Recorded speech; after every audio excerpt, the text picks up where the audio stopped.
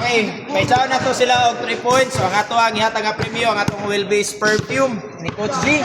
So kung kinsa iyo na makasya, automatic paldo na dayon ta og perfume. Okay, let's go.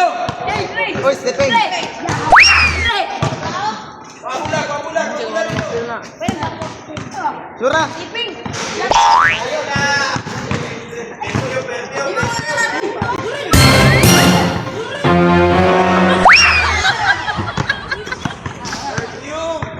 Mag-shot, kweta ko. Are.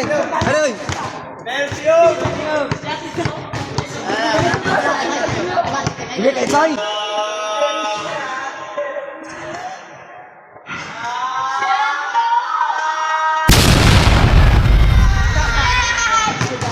Bunga Bakit tayo naway mo?